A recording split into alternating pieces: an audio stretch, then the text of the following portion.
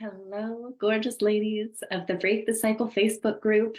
I'm so psyched for day 6. Tomorrow's the last day, and then we're going to do a shop with me event, which I'm really excited about. So if you want to know how you can work with me, just come to the shop with me event. It's going to be Wednesday. What time did I say it was going to be? I said it was going to be. I didn't put it in yet. I didn't put it in yet, but I will let you guys know when the shop with me is. Yeah, so today we're going to be talking about the ghost. This is a fun one. I've had some recent experiences that I'm going to share with you guys about this person, somebody that's related to this person. I'll get into all the juicy details, but I have been having such an amazing time with this. So if you're here with me live, go ahead and hashtag live. If you are watching replay, go ahead and hashtag replay. So I've been having so much fun doing this, and I've just gotten such amazing feedback from everyone. And so I was thinking that we could continue this series, and I could go into I don't know how many there would be, but maybe like another 7-day series of when I was the toxic person and my behaviors and where it was coming from.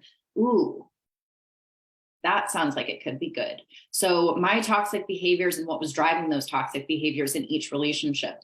So if you feel like that would be cool, just say like yes in the comments, and I'll start putting it together, because like I said, like this is actually fun to go over for me. And I really do think it's super helpful so that everyone can really relate, because when there's relatability and you see the growth in somebody, it also triggers the growth in you, and I can be your expander. So that's really fun.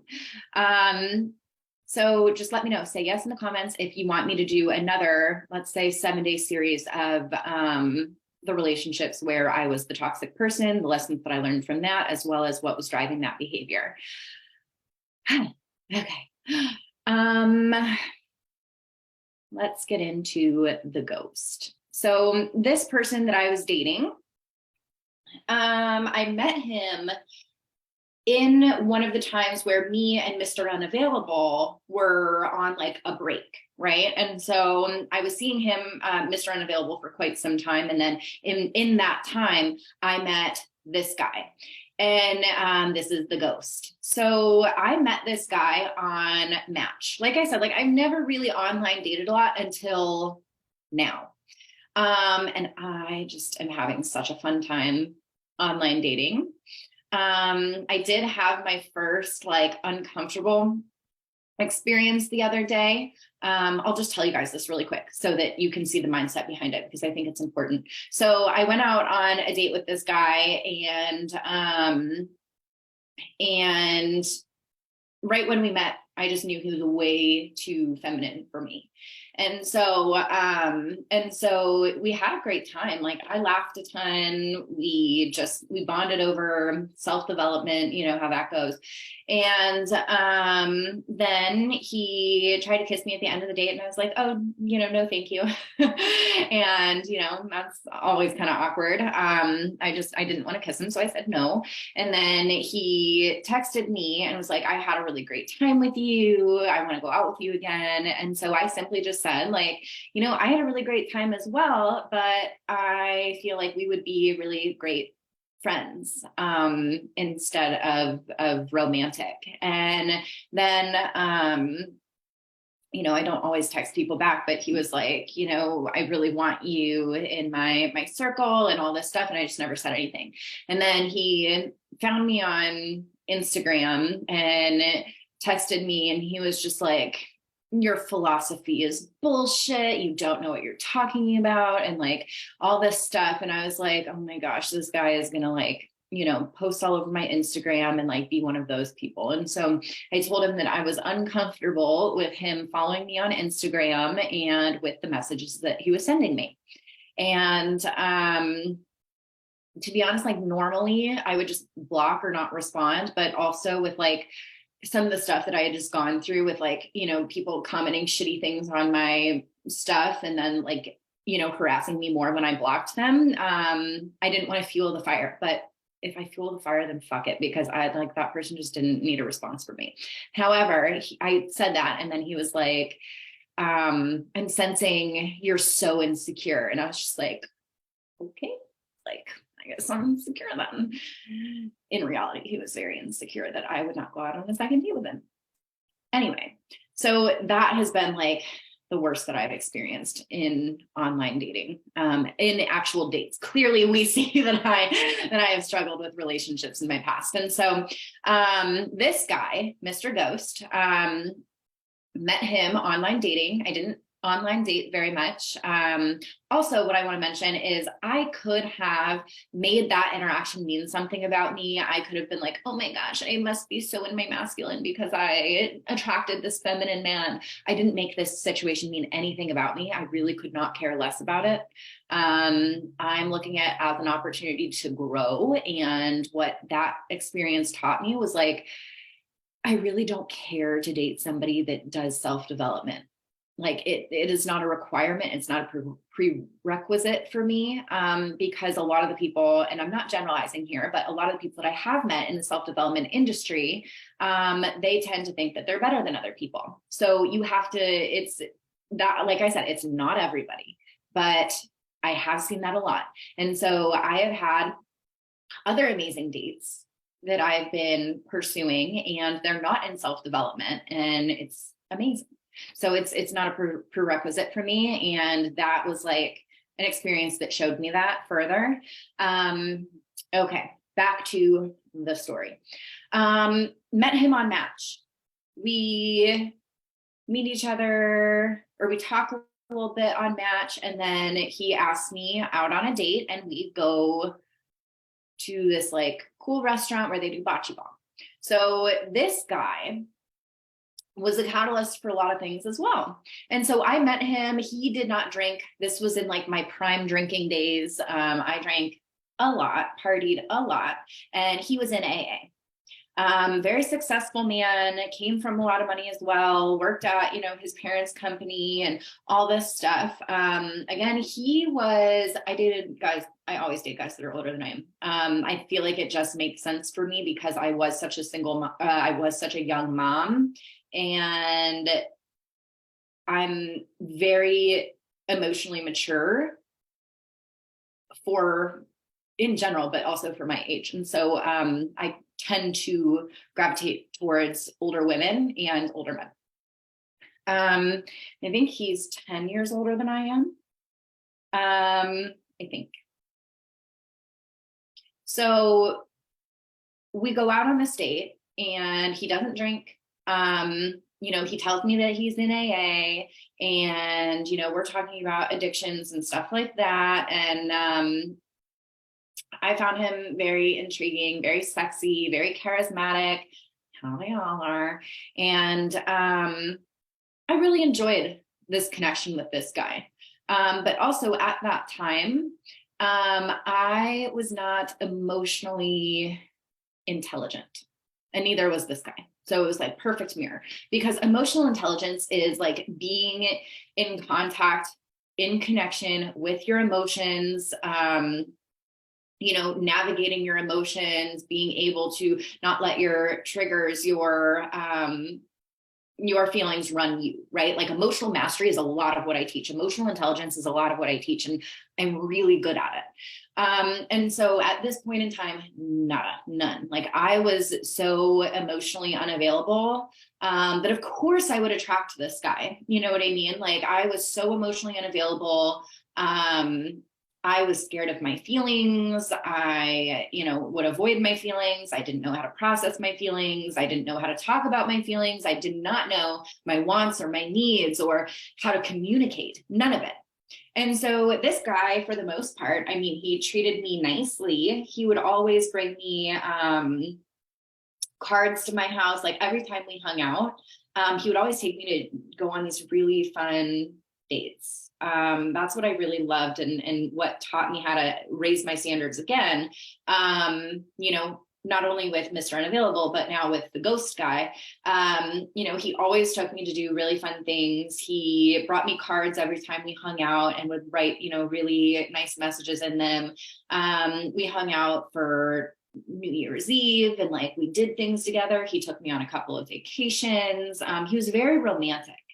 And I never knew that I was a sucker for romance until this guy. He was very romantic. And I, being the like cold-hearted bitch that I was, I shut down my heart, when my daughter's father left me. And so I thought like romance was lame, and like I didn't want to be that girl that was like sappy and lovey-dovey, whatever. And so this guy, he just showed me really what like romance was. And with Mr. Unavailable, he did romantic things, but he would never express his feelings for me. This guy did. And so he would express his feelings for me, would tell me he liked me. We would do a lot of things together. But the one really annoying thing that he would always do was like his AA took precedent over everything in his life. So he was one of those addicts that was like, although he was sober, he was still a hardcore addict in the mentality. So like he was addicted. I say this, he was addicted to AA, right? Like needed AA, went multiple times a day. His life revolves around it. Like he was a sponsor. He like, all the things. And so my needs, I was not a priority.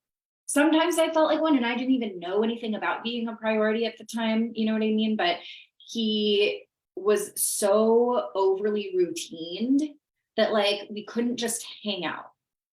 And it was like, everything was like strict and regimented and had to be a certain way. And so it wasn't like, we could just be like, hey, you want to hang out on like a Thursday? It was like, I'm going to pick you up at this time, do this thing, and then I have to be home or whatever.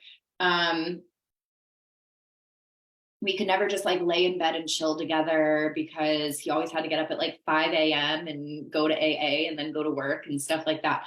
And so he would cancel on me. And yeah, he would cancel on me a lot. And I never knew how to talk to him about it. And so my understanding with this person was that we were dating. We saw each other consistently. He would call me, we would have phone conversations, but even our phone conversations would always be so cut short because he was just so regimented and like couldn't just chill. And so, I was always left like unfulfilled and that I wasn't getting enough from him. And so everything ran around his schedule. Everything was just revolved around him. But of course, being a codependent person, that's always the vibe, right? Like you mean nothing. Everything mean, or all of your stuff comes last. Like everyone else is more important and you come last always. And so at this point in time, I had no idea how to create my own happiness. I was struggling deeply with depression, deeply. It was bad. And so I didn't know how to create my own happiness. And so when he came in, I still felt it was like a step up from Mr. Unavailable because he wanted like, he was doing boyfriend things and like talking to me like I was his girlfriend. And so, so I didn't know how to create my own happiness. And so all of my happiness revolved around what he did for me and how I was when I was with him. So subconsciously, I am putting a shit ton of pressure on this guy, subconsciously, to meet my needs and meet all of them, right?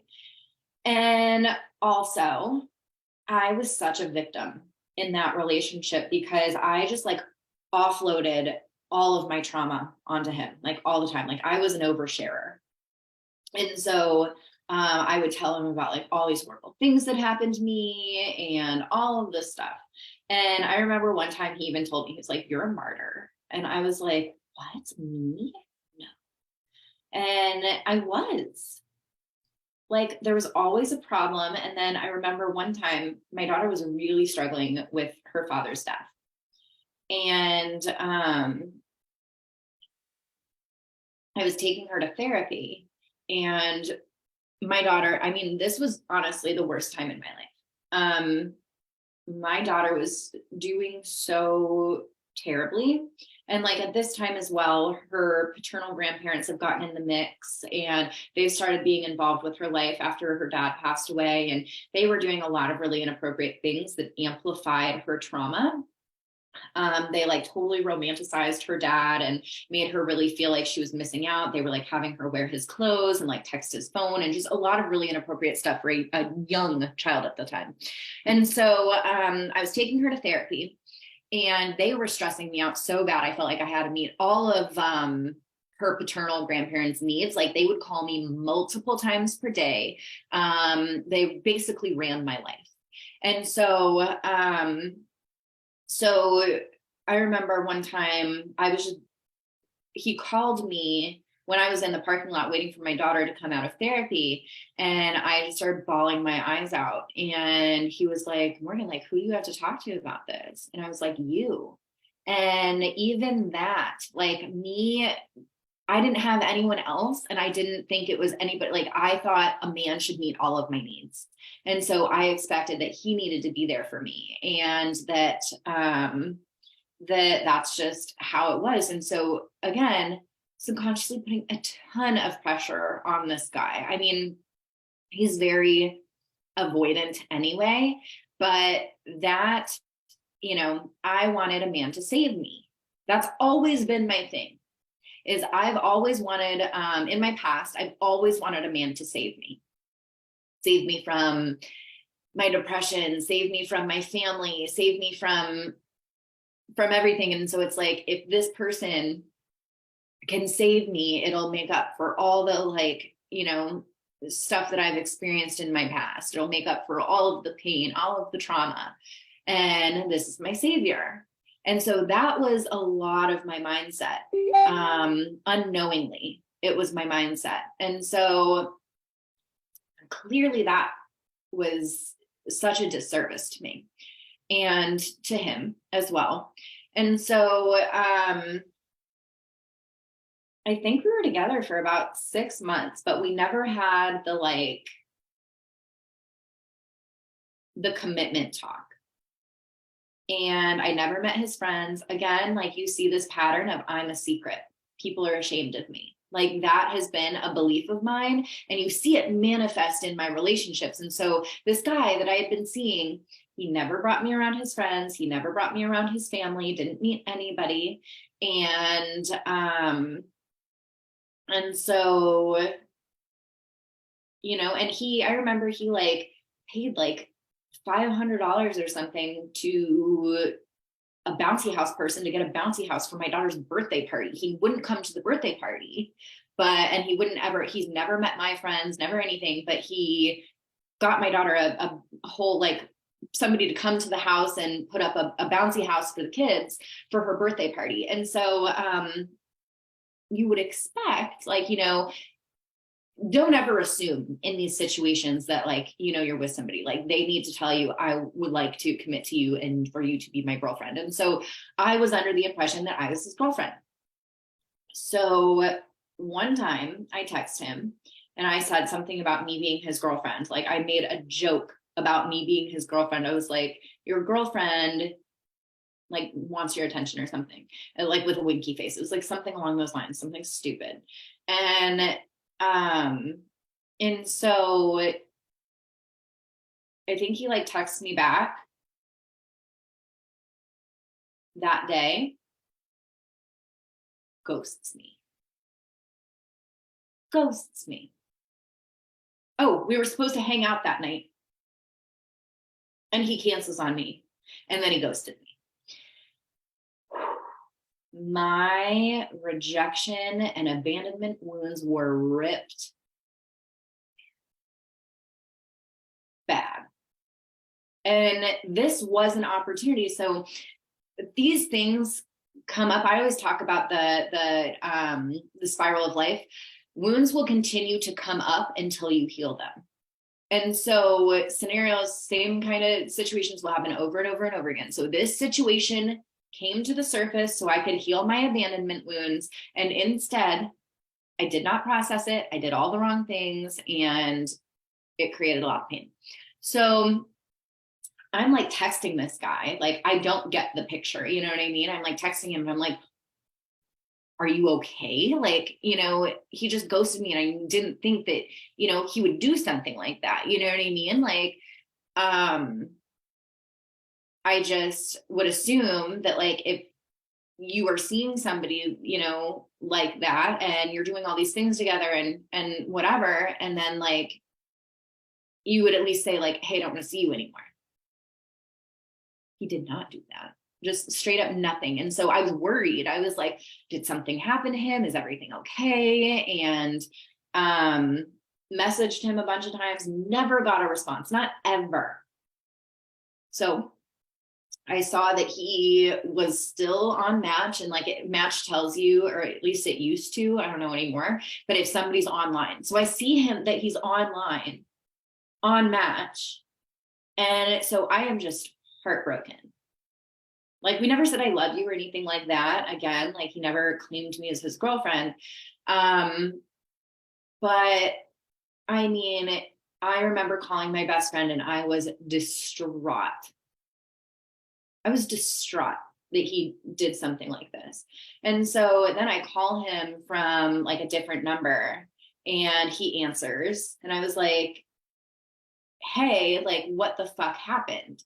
And he was like, my sponsor said it wasn't a good idea that we continue to see each other, and then like hung up the phone. And I was just like, how avoidant can you be? And so that was like the closure, and I just deleted his number, whatever, and we didn't speak again. We get reconnected because he sends me a text on the day of the anniversary of my daughter's father's death. And, he was really, really thoughtful, really thoughtful. And so he had apparently like put a reminder in his phone to check on me on that day.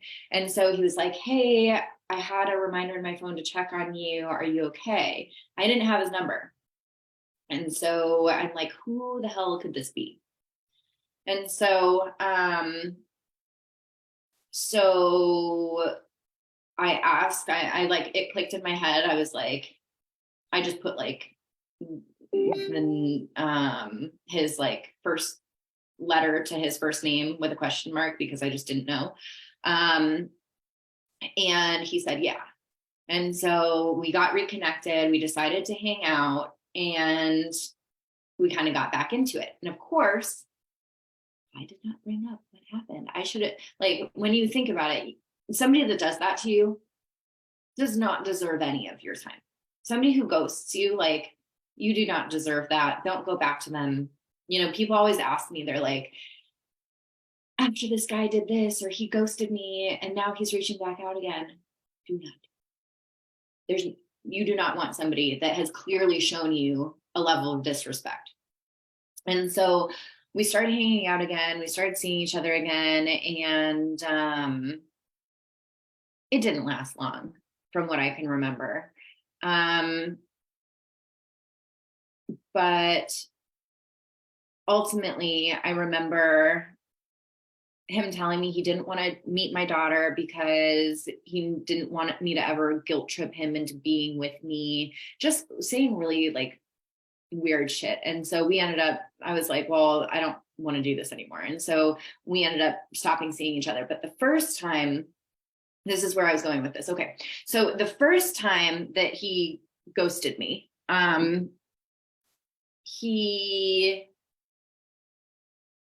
when I was like really struggling, like I was like I said, like I was very depressed as it was. And so for him to ghost me at that point, I just lost it. Like I was feeling like it was so overwhelming to me, the pain. It was like what my daughter's father did to me all over again. And it was so intense. And so like I would always, escape in one way or another. And so I flew me and my daughter out to LA, and we spent some time with my sister, and I went to like all of these healing events in LA because LA was like the spot for that. And so, and they didn't really have anything like that around where I am back in the day. So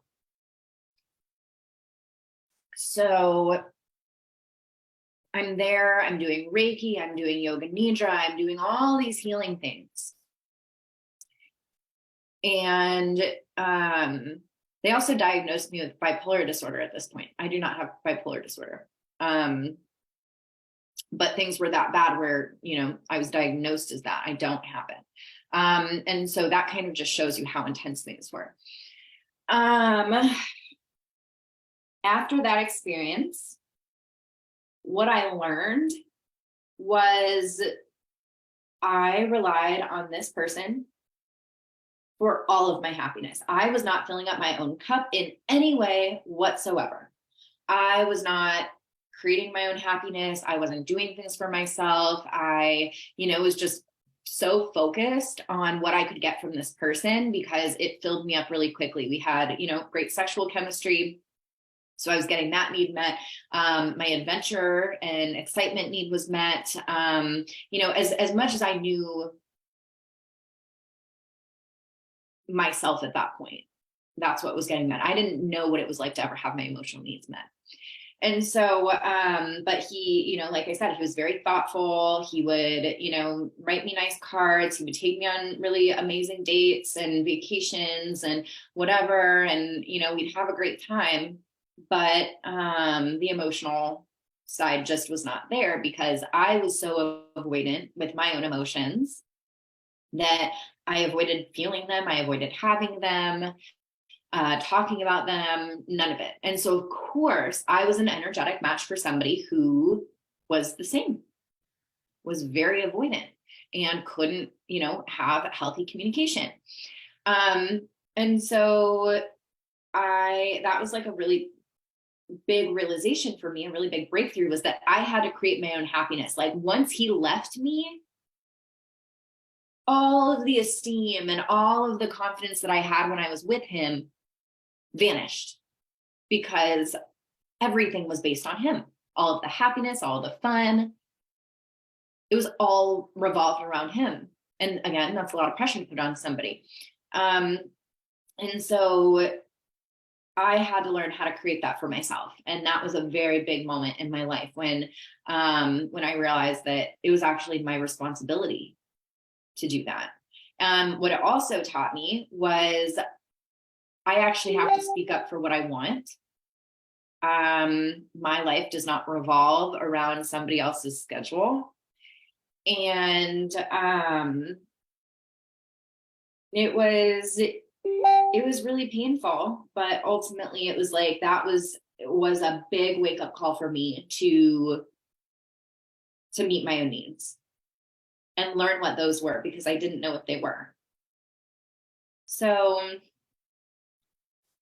very pivotal, painful in the way that it ended.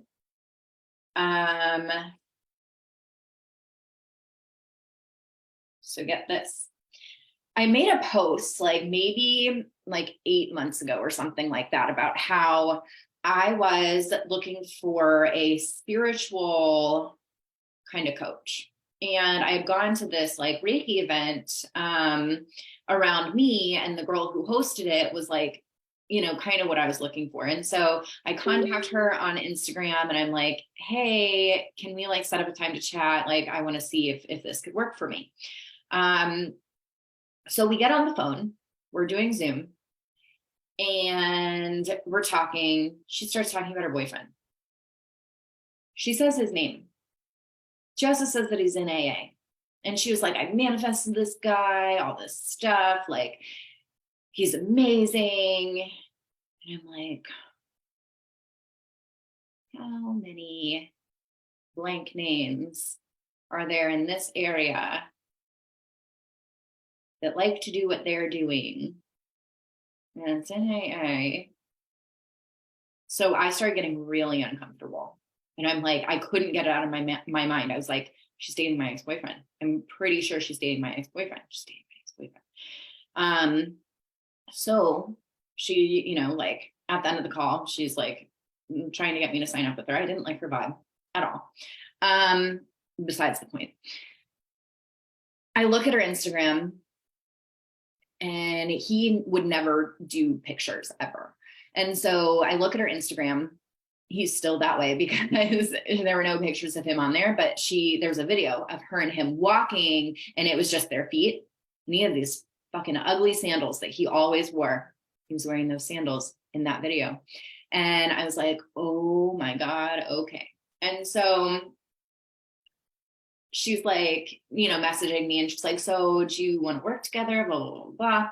And I was like, to be honest, like, I'm pretty sure you're dating my ex-boyfriend. I just think that's fucking weird. And so, and I said it in a nicer, classier way, of course, but she was like, oh my God, like, you know, this guy? And I was like, yeah.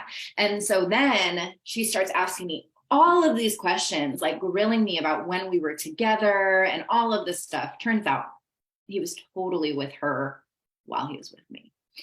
And so, you know, I wasn't trying to start any drama, but I was just like, you know, that's why I don't feel comfortable. And so I wasn't giving any information. I'm just like, you know, it was so long ago. I don't remember. Like, I'm not getting involved. You know, that's between them. And then she was like, he won't talk to me about his past relationships, blah, blah, blah, blah, blah. And I'm just like, this is not my circus, not my monkeys. And so, so we ended the conversation fine. Like, she was just like, I appreciate you. You're amazing. Like, all this stuff. Right. Well, me in my head this whole time for the last 8 months think that we're okay. And like, you know, she doesn't have any ill feelings towards me. Well, my friend goes out with this girl for lunch, and my best friend of all time.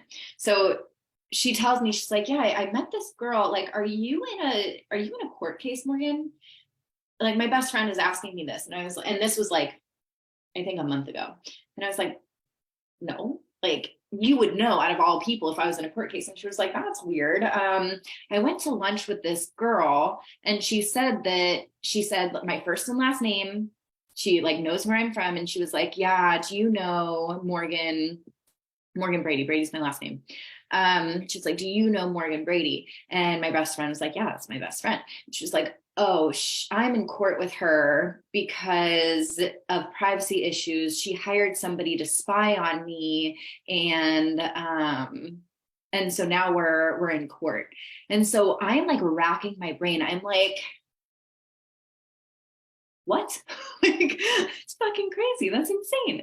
I did not hire anybody to like go spy on this girl. And I'm also not in court with her. So just the weirdest experience, because I was like, okay, what's this girl's name? And she told me, and I was like, I know who this is. But this literally just happened. And so they deserve each other is my point. You know, because I was thinking like, you know, when the way she was talking about her boyfriend on the call that I was with on her, I was like, she made him seem like he was like the greatest thing since sliced bread. That guy did not change. And, you know, then she was telling me that like, he doesn't talk about things with her. And then, you know, clearly she has some issue with me, and she's telling people that like she's in court with me, which is crazy. So that's been an interesting ride. Like, and we dated so long ago. So the fact that this is like an issue is just weird. So yeah, that is the way that ended. This was when I really started to learn about my needs. Oh, also, he taught me about healthy boundaries. I did not know what boundaries were at this point in time. I was under the impression, as a codependent and somebody who's grown up with no personal space or boundaries or privacy, and being shamed for that, he told me, he said something about healthy boundaries one time, because AA focuses a lot on boundaries. And so he was talking to me about boundaries. And I was like, hold up a second. I was like, you're telling me that I don't have to do what other people want me to do whenever they want me to do it. And he was like, no. And I was like, I can say no. So this is actually a big part. This is actually a big part. So once he taught me about healthy boundaries, I started enforcing boundaries with my daughter's paternal grandparents, which I had never done before. I let them do whatever they wanted, whenever they wanted. And it was literally like killing me. Like I was in the hospital with stress related illnesses because I was so stressed out because of them. And everything else in my life because I didn't have boundaries. And so that was the catalyst. Oh my God, I'm putting this all together now because I didn't even remember this. That was the catalyst. When I dated him, I learned about healthy boundaries. I set a boundary with my daughter's paternal grandparents. And I like wrote them an email about the boundaries that I needed. And then they took me to court to try to get 50-50 custody of my daughter because I set a boundary. And so, and that court case, as awful as it was, created the person that I am today and the business that I have today. So, because I experienced so much narcissistic abuse with that family. And that's what I started coaching on is healing from narcissistic abuse. That's what I started with. And so this relationship actually was one of the best things that happened to me because I learned how to set boundaries. I learned that it was okay to set boundaries. And it taught me that I had to fill up my own cup and create my own happiness. So yeah, I'm grateful for it. I'm grateful for it all. You know, thinking back on all of these relationships, honestly, I can literally like in my mind say thank you to all of my exes for fucking me over because I would not be here and I wouldn't have like, I'm so happy, you guys. This is the best that I've ever felt in my life. Like in right now, present moment, best I've ever felt in my life. And I've gone through a lot of shit to get here. You know, like what really bothers me sometimes is that people will comment on my stuff and be like, oh, it's so easy for you. Like you have it easy. It's, you know, no wonder you're having, you know, fun dating or no wonder you feel this way or whatever. Like you got this handed to you. That's just not true. I have the business that I have today because I worked my ass off for it. I have the mental and emotional freedom that I have today because I was relentless about it. I'm having the dating experiences that I'm having, the good ones, because again, I have put in countless, I've invested over $100,000 into my personal development in the last few years. And everything that I've learned, I teach my clients, everything for a fraction of the price. And so like nothing was ever handed to me. I lived in a dump of an apartment, you know, when I was younger as a single mom. I never got a handout. I never got money from anybody. I put myself through school twice. I was relentless about everything. I mean, I worked my ass off. I was working multiple jobs at one time. You know, like nothing was handed to me. The reason I'm here today is because all of these really painful experiences, and whether I knew it at the time or not, was being prepared for this mission that I have. And so, you know, like I am grateful I can say that. And I hope that everyone can get to that point with the really painful things that have happened in their life. You know, that's what I teach as well, that art of forgiveness. Because when we can forgive and let go, like there's so much freedom. I've forgiven every single person who's hurt me. With my family, it's a little bit different because they're consistently in my life. And so it's a constant thing where I have to try to forgive. But I have forgiven every person who has hurt me. And I had to do that before I could get to this point. So it's not like I felt really good and all this stuff. And then I was like, oh, okay, I forgive you. No, like I had to forgive them to get to this point. So tomorrow, 2:30 p.m. EST, I'm going to be taught. I haven't come up with a name for that one yet, but that's going to be day 7. And then Wednesday, I'll do a shop with me and we can talk about how we can work together if it seems aligned. And yeah. All right. I hope you have an amazing rest of your day. And let me know if you want me to do another 7-day series of my relationships where I was the toxic person. All right. Goodbye, everyone. See you tomorrow.